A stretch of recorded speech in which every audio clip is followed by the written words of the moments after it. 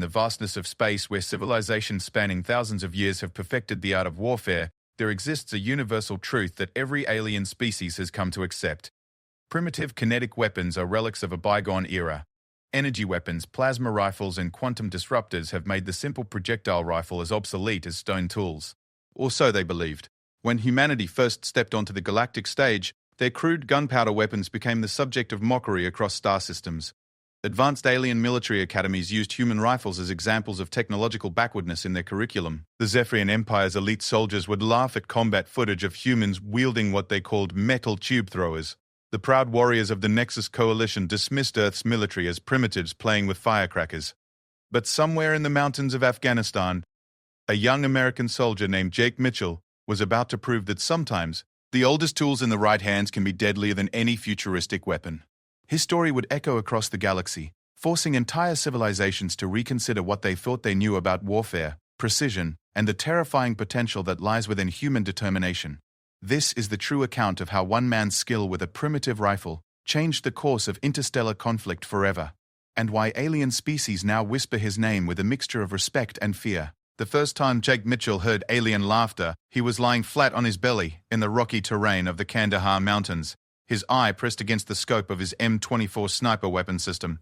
The sound came through his radio, a series of high-pitched chirps and guttural rumbles that his universal translator struggled to convert into something resembling amusement. "Did you hear that, human?" The voice belonged to Commander Vexstar of the Zephyrian Imperial Guard, whose species had been waging wars across the galaxy for over 3 millennia. "Your soldiers still use projectile weapons. How charmingly primitive." David adjusted his position slightly, feeling the familiar weight of his rifle against his shoulder. The weapon was over 40 years old in design, a product of human engineering that aliens considered laughably outdated. Around him, his squadmates held similar primitive weapons, their faces grim as they listened to the alien commander's condescending tone through their communication devices. The Galactic Council had recently made contact with Earth, and humanity had been invited to participate in joint military exercises as part of their integration into the interstellar community. It was supposed to be a show of cooperation, a chance for humans to learn from species that had mastered faster-than-light travel, energy weapons, and technologies that seemed like magic to Earth scientists. Instead, it had become a humiliation. "Look at them," continued Vexstar, his voice now being broadcast to what Jake's commanding officer had told him were representatives from dozens of alien civilizations. "They carry metal tubes that throw small pieces of lead using chemical explosions. My people abandoned such crude methods when your species was still living in caves." Shake Spotter. Corporal Danny Rodriguez shifted beside him and whispered, "These alien bastards are really starting to get on my nerves." Through his scope, Jake could see the alien forces positioned across the valley. The Zephyrian soldiers wore sleek, form-fitting armor that seemed to shimmer with its own internal light. Their weapons looked more like works of art than instruments of war, with smooth curves and glowing energy cores that pulsed with barely contained power. Each rifle was worth more than Jake's entire unit's equipment combined, according to the briefings they'd received. "Perhaps," Vexstar's voice crackled through the radio again, "we should give the humans a demonstration of what real weapons can accomplish." What followed was a display that left the human forces speechless. The alien weapons fired beams of concentrated energy that could slice through solid rock like butter. They had no bullet drop, no wind resistance, and their effective range was limited only by the curvature of whatever planet they happened to be fighting on. One Zephyrian soldier demonstrated by vaporizing a boulder nearly 2 miles away with casual precision. "Impressive, isn't it?" Vexstar's translator conveyed what could only be smugness. "No need to account for gravity, wind, or the rotation of the planet. Point, shoot, and whatever you're aiming at simply ceases to exist." Jake had to admit it was impressive, but something about the alien's arrogance rubbed him the wrong way. He'd grown up hunting in the forests of Montana with his grandfather, learning to read wind patterns and judge distances long before he'd ever joined the military. His grandfather had taught him that the best weapon wasn't necessarily the most advanced one, but the one wielded by someone who truly understood it. "Command?" Jake spoke quietly into his radio, addressing his human superiors, requesting permission to engage in the accuracy demonstration. "Negative, Mitchell. We're here to observe, not to embarrass ourselves." But Vexstar had apparently been monitoring their frequency. "Oh, by all means, let the human try. It would be amusing to see what your primitive weapons can accomplish against superior technology." The challenge was set up quickly. The aliens established a series of targets at various ranges, starting at what they considered a reasonable distance of half a mile and extending out to nearly 3 miles. Each target was smaller than the last, with the furthest being roughly the size of a dinner plate. The Zephyrian soldiers went first, and their performance was flawless. Energy beams lanced out across the valley, striking each target with mechanical precision. There was no visible trajectory, no delay between pulling the trigger and hitting the target. The demonstration was clinical, perfect, and utterly without personality. Now, Vexstar announced to his audience of alien observers, watch as the human struggles with his ancient chemical thrower. Jake took his position, feeling the eyes of not just the aliens, but his own people on him. Through his earpiece, he could hear fragments of conversation from the alien observers, translated into a dozen different languages, but all carrying the same tone of amused expectation. He settled into his shooting position, a ritual he'd performed thousands of times. First, he checked his rifle, running his hands along its familiar contours. The M24 wasn't the fanciest weapon in the human arsenal, but it was reliable, accurate, and had been proven in combat zones across Earth. More importantly, it was his weapon, customized and adjusted until it felt like an extension of his own body. Jake pressed his eye to the scope and began his calculations. Wind speed was roughly 8 miles per hour from the southwest. The air was dry, which would affect bullet trajectory slightly. The elevation difference between his position and the targets would require compensation. All of these factors had to be considered, processed, and adjusted for manually. "Look at him," one of the alien observers commented, the translator rendering their tone as mockingly intellectual. "He's actually having to think about environmental factors. How inefficient." But Jake wasn't listening anymore. He was in what his grandfather had called the zone, that state of perfect focus where the world narrowed down to just him, his rifle, and the target. His breathing slowed and deepened. His heartbeat became a steady rhythm that he timed his shots around. The first target was the easiest, at just over half a mile. Jake squeezed the trigger during his natural respiratory pause, and the rifle bucked against his shoulder with its familiar recoil. Through his scope, he watched the bullet's trajectory, a tiny speck against the blue sky that curved slightly due to the Coriolis effect before striking the target dead center. "Adequate," Vexstar commented dismissively, though it took him significantly longer to acquire and engage the target than our weapons require. Jake moved to the second target, then the third, each shot requiring more complex calculations as the range increased. At 1.5 miles, he had to account for significant bullet drop and wind drift. At 2 miles, the bullet would be traveling for over 3 seconds, during which time dozens of variables could affect its path. Each shot hit its mark. The alien commentary became less mocking and more confused as Jake continued to demonstrate that his primitive weapon could match their advanced technology in terms of accuracy. But it was the final target that would change everything. At nearly 3 miles away, the target was barely visible, even through Jake's high-powered scope. The bullet would drop over 100 feet during its flight, and would be affected by wind patterns that changed multiple times along its path. It was a shot that pushed the absolute limits of what was possible with ballistic weapons. Jake spent several minutes studying the target, reading the wind indicators he'd placed along the valley, calculating angles and trajectories in his head. The alien observers grew restless, their chatter increasing as they waited for what they assumed would be an inevitable failure. "This is taking entirely too long," Vexstar complained. "Our weapons would have engaged and neutralized the target dozens of times over by now." Jake ignored the commentary and settled deeper into his shooting position. He controlled his breathing, slowed his heartbeat, and became one with his rifle. In that moment, the weapon wasn't just a tool, it was a part of him, an extension of his will made manifest in steel and wood. He squeezed the trigger. The rifle roared, the sound echoing across the valley like thunder. Through his scope, Jake watched the bullet arc through the air, a tiny projectile carrying with it not just kinetic energy, but 3 generations of Montana hunting tradition, years of military training, and something indefinable that could only be called human stubbornness. 3.5 seconds later, the target exploded. The alien chatter stopped immediately. Through his radio, Jake could hear what sounded like several species all trying to talk at once, their translators struggling to keep up with the flood of confused and increasingly respectful commentary. "How?" Vexstar's voice had lost all of its earlier smugness. That target was at the absolute maximum effective range for kinetic weapons. The environmental factors alone should have made such accuracy impossible. Jake began breaking down his rifle for transport, his movements calm and methodical. "Sir, with respect, you've got better technology than us, that's for sure. But you've forgotten something important. And what might that be?" Jake shouldered his weapon and looked directly at the alien commander's position across the valley. Even at this distance, he could see the Zephyrian's distinctive silhouette through his scope. Technology is only as good as the person using it. Your weapons might be smarter than mine, but I've been shooting since I was 8 years old. I know every scratch on this rifle, every quirk in its behavior. When I pull this trigger, I'm not just firing a bullet. I'm firing 40 years of human engineering, 20 years of my own experience, and a lifetime of understanding what it means to make every shot count. The radio fell silent for several long seconds before Vexstar spoke again, his tone notably different. Perhaps, the alien commander said slowly, we have underestimated the capabilities of human warriors and their traditional weapons. As Jake and his unit prepared to move to their next position, he noticed that the mocking laughter had stopped completely.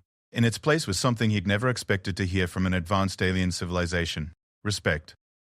But Jake Mitchell had no way of knowing that his demonstration was being broadcast live across the galaxy, or that in command centers and military academies on dozens of worlds, alien officers were suddenly taking a very different look at the species they'd dismissed as primitive. He couldn't have guessed that his name was already being entered into galactic military databases as a human of particular interest.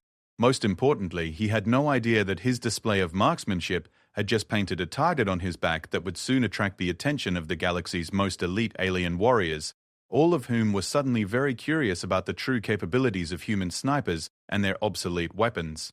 As the human forces moved out, heading to their next objective, the seeds of a confrontation that would reshape galactic military doctrine had already been planted. Jake Mitchell had proven that sometimes older didn't mean inferior. Soon he would have to prove that being human was an advantage that no amount of advanced technology could overcome. 3 days after Jake's demonstration, the mood in the human camp had shifted dramatically. Word of the accuracy contest had spread through the alien forces like wildfire, and suddenly everyone wanted to see what the primitive humans were capable of. What had started as casual mockery had evolved into something more serious, more dangerous. Jake was cleaning his rifle when Sergeant Major Harrison approached with a grim expression. The older man had served in conflicts across 3 continents, and had seen enough combat to recognize when a situation was about to escalate beyond anyone's control. Mitchell, we've got a problem, Harrison said, settling down beside Jake on the rocky outcrop that served as their temporary base. The brass just got word from the Galactic Council. Seems your little shooting exhibition has caused quite a stir. Jake looked up from his weapon maintenance. Good stir or bad stir, Sergeant Major? Depends on how you look at it. The good news is that human military capabilities are suddenly being taken a lot more seriously. The bad news is that some of the more aggressive alien species are now viewing us as a potential threat, rather than just amusing primitives. Harrison handed Jake a data tablet displaying what looked like intelligence reports. The Nexus Coalition's warrior caste is particularly interested in testing human combat capabilities. Their champion, something called a Kronth warrior, named Zactel, has formally requested single combat with our best marksman. Jake studied the alien's profile on the screen. Zactel stood nearly 8 feet tall, with 4 arms and compound eyes that could allegedly track multiple targets simultaneously. His species had evolved on a high-gravity world where hunting flying predators had given them reflexes that bordered on superhuman. The warrior had never lost a marksmanship contest in over 2 decades of competition. Sir, I'm assuming this isn't optional? Unfortunately, no. The Galactic Council is treating this as a diplomatic necessity. They want to see how humans perform under pressure against their best shooters. Refusing would be seen as a sign of weakness and could affect humanity's standing in the galactic community.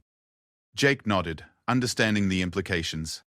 Humanity was still the new species on the block, and their acceptance into galactic civilization depended on proving they could hold their own among races that had been perfecting warfare for millennia. What are the terms of engagement? That's where it gets interesting, Harrison continued. Zactel insists on using what he calls traditional methods. No energy weapons, no computer-assisted targeting systems, pure skill with projectile weapons at extreme range. Over the next 2 days, representatives from dozens of alien species arrived to witness the contest. Jake found himself studying his opponents with the same intensity he'd once used to track insurgents through urban environments.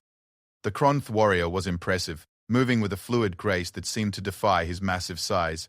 His weapon was unlike anything Jake had ever seen, a crystalline construction that fired what appeared to be razor-sharp metallic projectiles at velocities that made human bullets look like thrown rocks. During the practice sessions, Jake watched Zactel demonstrate his abilities. The alien's 4 arms allowed him to stabilize his weapon in ways that would be impossible for humans.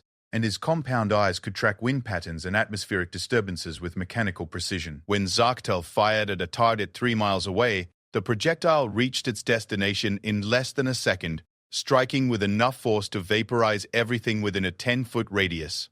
Impressive, Jake murmured to Rodriguez, who was serving as his spotter for the contest. But he's making the same mistake they all make. What's that? He's relying on his equipment and natural advantages instead of understanding his weapon. Jake ran his hand along his rifle barrel, feeling the slight imperfections that he'd learned to compensate for over years of use. That crystal gun of his is probably more accurate than anything humans have ever built, but I bet he's never had to adapt when things don't go perfectly. The contest was scheduled for dawn, when atmospheric conditions would be most stable. As Jake prepared his equipment, he couldn't help but notice the crowd of alien observers that had gathered. Representatives from the Zephyrian Empire stood alongside delegates from the Stellar Federation. Military officers from species he couldn't even pronounce were taking notes and recording everything for later analysis. Commander Vexstar approached Jake's position, his earlier arrogance replaced by what seemed like genuine curiosity. Human, I must ask, how do you maintain such confidence when facing an opponent with obvious biological advantages? Jake finished checking his scope and looked up at the alien commander. Sir, in my experience, advantages can become disadvantages if you rely on them too heavily. The best hunters I've known weren't necessarily the strongest or the fastest. They were the ones who understood their prey, their environment, and themselves. The contest began with targets at conventional ranges, gradually extending outward. Both Jake and Zarktel performed flawlessly through the first several stages, their shots hitting center mass on targets up to 2 miles away. The alien observers maintained a respectful silence, clearly impressed by the display of marksmanship from both competitors. It was at the 3-mile mark that things began to change. Zarktel fired first, his crystalline weapon discharging with a sound like breaking glass. The projectile struck the target perfectly, leaving a crater where the center had been. Jake studied the wind patterns for several long minutes, noting subtle changes in the atmospheric conditions that the monitoring equipment hadn't detected. Through his scope, he could see heat shimmer rising from the valley floor, creating optical distortions that would affect his bullet's path. Taking a bit long, aren't you, human? Zarktel's translator rendered his comment with what sounded like mild amusement. Jake made a minute adjustment to his scope, compensating for a wind shift he'd observed in the grass near the target. Just making sure I understand the shot, sir. When Jake fired, his bullet followed a path that seemed to curve impossibly through the air, threading through wind patterns and thermal layers before striking the target with surgical precision. The alien crowd stirred with interest, but it was Zarktel's reaction that caught Jake's attention. For the first time, the Kronth warrior seemed surprised, his compound eyes focusing intently on Jake's position. How did you compensate for the thermal distortion? Zarktel asked, his tone now completely serious. Experience, sir. I've been shooting in conditions like this since I was a kid. The targets continued to extend outward, reaching ranges that pushed both competitors to their absolute limits. At 4 miles, both shooters were operating at the edge of what their respective weapons could accomplish. Zarktel's crystalline rifle was clearly superior in terms of raw performance, but Jake was beginning to notice something interesting. The Kronth warrior was becoming increasingly frustrated as environmental factors began to affect his shots more significantly. His weapon might be more advanced, but it was designed for consistent, predictable conditions. When faced with the chaotic variables of real-world shooting, Zarktel was struggling to adapt. Your projectile weapon is inferior, Zarktel declared after missing a target by mere inches. The environmental factors make accurate shooting at these ranges impossible. Jake smiled grimly and settled into his shooting position. Through his scope, he could see the target. A metallic disc roughly the size of a hubcap hanging 4.5 miles away. The wind was gusting unpredictably. Thermal currents were rising from multiple sources, and the target itself was swaying slightly in the breeze. It was exactly the kind of shot his grandfather would have called interesting. Jake spent nearly 10 minutes studying the conditions, reading wind patterns in the grass, watching how dust moved across the valley, noting the flight paths of insects that might indicate air currents invisible to instruments. He was performing calculations that no computer could replicate, drawing on decades of experience and intuition that had been passed down through generations of hunters and soldiers. When he finally fired, the bullet seemed to hang in the air forever, following a path that curved and danced through the atmosphere like something alive. The alien observers watched in complete silence as the tiny projectile navigated through invisible obstacles, compensating for forces that their instruments hadn't even detected. The bullet struck the target dead center, the impact ringing across the valley like a bell. The silence that followed was complete and profound. Jake began breaking down his rifle, his movements calm and methodical, while around him the alien observers struggled to process what they'd just witnessed. Zactel approached Jake's position, moving with a humility that seemed at odds with his massive frame. "Human Jake Mitchell," the warrior said formally, "I must acknowledge your superior skill. Your weapon may be primitive by our standards, but your mastery of it is unlike anything I have encountered." Word of Jake's victory spread through the galactic communication networks within hours. What had started as a simple marksmanship contest was now being discussed in military academies across dozens of star systems. Human capabilities were being reassessed, and the species that had been dismissed as primitive was suddenly being viewed as a potential asset in galactic conflicts. But with recognition came danger. Jake couldn't have known that his display had attracted the attention of the Shadow Hunters, an elite cadre of alien assassins who prided themselves on being the galaxy's most skilled killers. They viewed Jake's reputation as a challenge to their supremacy and were already making plans to test human combat abilities in a much more deadly arena. 3 days after his victory over Zactel, Jake was approached by a figure he didn't recognize. The alien stood roughly human height but moved with a predatory grace that set every instinct Jake possessed screaming warnings.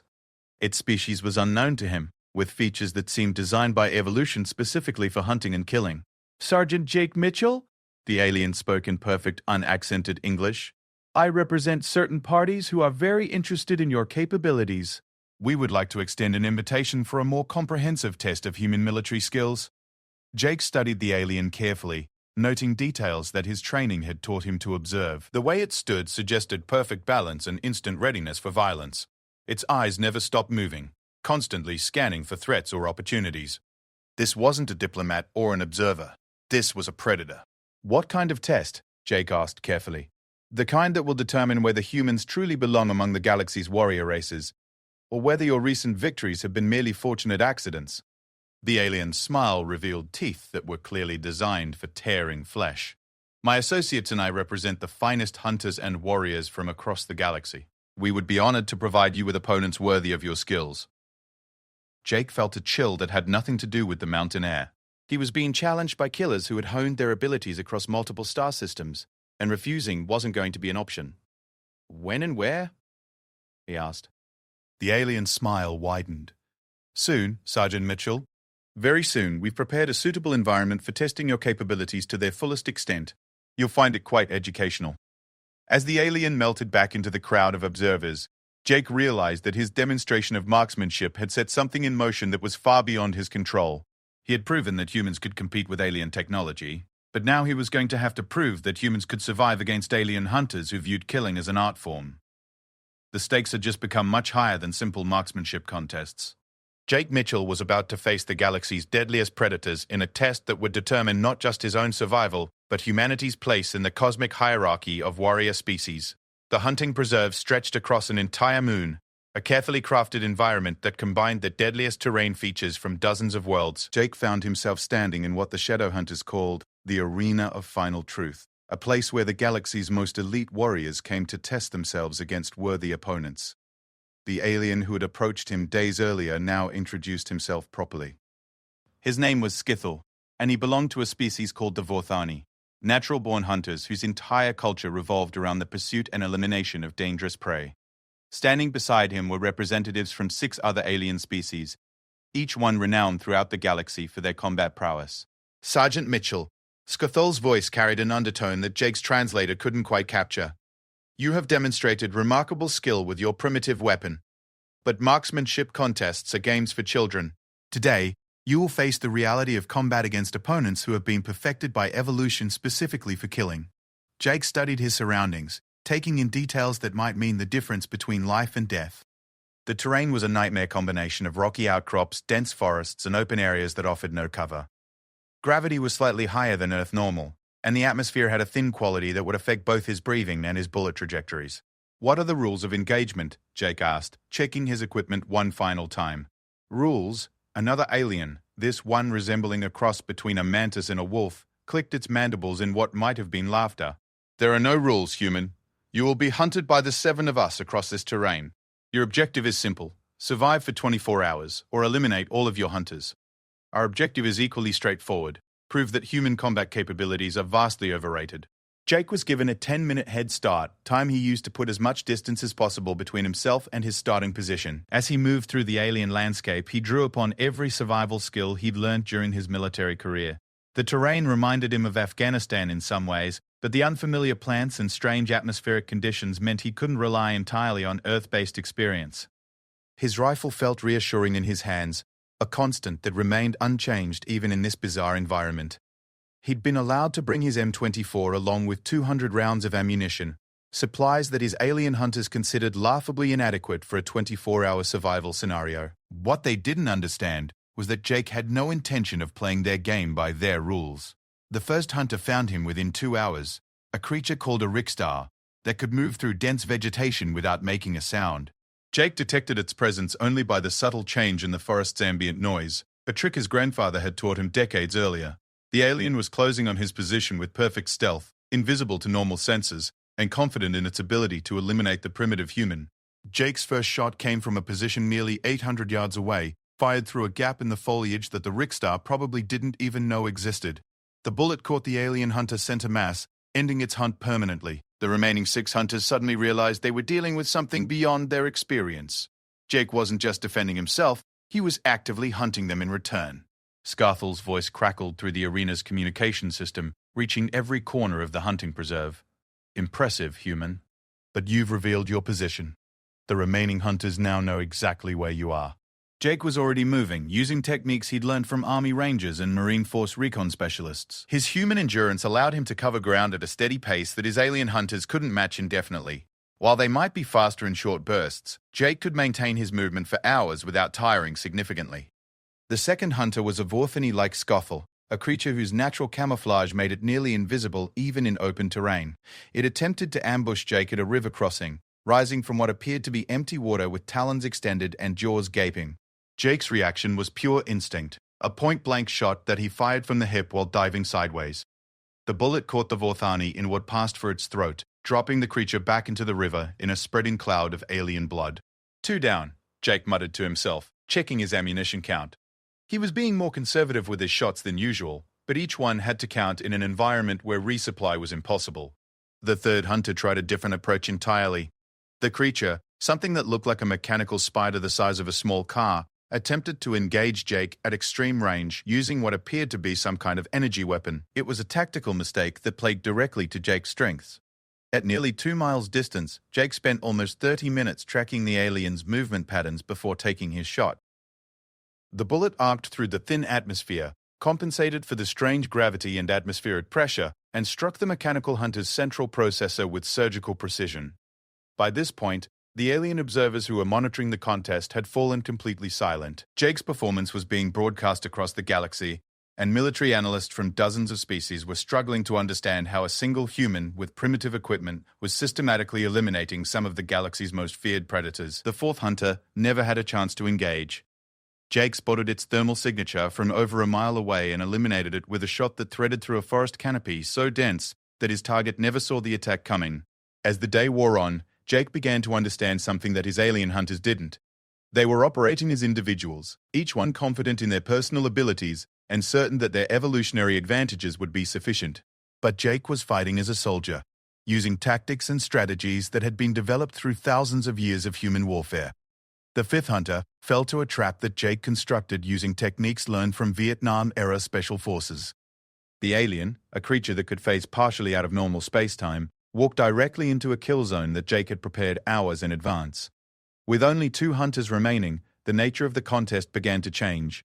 Scarthal and his final companion, a creature called a Nexthal that could manipulate electromagnetic fields, began working together in a coordinated assault that pushed Jake to his absolute limits. The Nexthal's electromagnetic manipulation meant that Jake's scope was unreliable, the electronic components being constantly disrupted by the alien's abilities. For the first time since the contest began, Jake was forced to rely purely on iron sights and instinct. The final confrontation took place in a rocky canyon, where the acoustic properties played havoc with normal hearing. The 2 remaining hunters were coordinating their attack, using sensors that humans didn't possess, communicating in ways that Jake couldn't detect or understand. But Jake had one advantage that none of his alien opponents could match. He was fighting for more than just his own survival. He was fighting for humanity's place in the galaxy, for the respect of species that had dismissed his people as primitive, and for the validation of every human soldier who had ever carried a rifle into combat. The Nextall died when Jake fired a shot that curved around a boulder using a ricochet angle that should have been impossible to calculate. The bullet struck the alien at precisely the right moment in its electromagnetic manipulation cycle, when its natural defenses were momentarily lowered. Scuffle, now alone, and facing a human who had systematically eliminated 6 of the galaxy's most dangerous predators, made a decision that surprised everyone watching the contest. Instead of continuing the hunt, the Vorthani hunter stepped into the open and set down his weapons. Human Jake Mitchell. Scuffle's voice carried a tone that Jake had never heard from any alien before. Pure respect. I acknowledge your superiority as a warrior. Your primitive weapon and ancient tactics have proven more effective than our advanced technology and evolutionary advantages. Jake emerged from his concealment, his rifle still ready but no longer aimed at the alien hunter. It's not about the weapon, sir.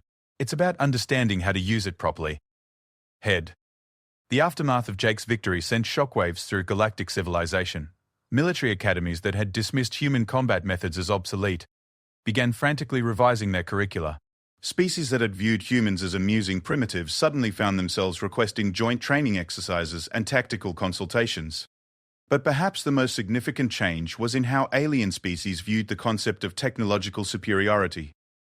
Jake Mitchell had proven that advanced technology was meaningless without the skill, experience, and determination to use it effectively. Within months, human military advisors were being recruited by alien species across the galaxy. The techniques that Jake had demonstrated, the patience to read environmental conditions, the ability to adapt tactics to changing circumstances, and the sheer stubborn persistence that characterized human warriors became highly valued commodities in galactic conflicts. Jake himself became something of a legend, though he never sought the attention. Military historians from dozens of species studied his techniques, trying to understand how a single human with an obsolete weapon had outperformed hunters who represented millions of years of evolutionary perfection. The Galactic Council formally recognized humanity as a warrior species, granting them full military privileges and access to advanced training programs previously reserved for the galaxy's most elite civilizations. But they also added a special notation to humanity's classification, a warning that would be passed down through generations of alien military leaders. Human combat effectiveness increases exponentially under adverse conditions. Their primitive weapons should not be underestimated when wielded by experienced personnel. Recommend extreme caution when engaging human snipers in particular. Years later, when Jake had returned to Earth and was training the next generation of human soldiers, he would often tell his students about the day he proved that sometimes the oldest tools in the right hands could be deadlier than any futuristic weapon. Technology is just a tool, he would say, running his hand along the barrel of his old M24. It's the person behind the weapon that makes the difference. Remember that, and you'll never be outmatched, no matter how advanced your opponent thinks they are. The rifle that aliens had mocked as primitive now rested in a place of honor in the Galactic Military Museum, with a plaque that read, Human M24 Sniper Weapon System. Proof that advancement is not always measured in technology, but in the skill of those who wield the tools of war. And across the galaxy, in training facilities and military academies on 1,000 different worlds, alien soldiers would pause in their studies to listen as their instructors told them about Jake Mitchell, the human sniper who proved them all dead wrong.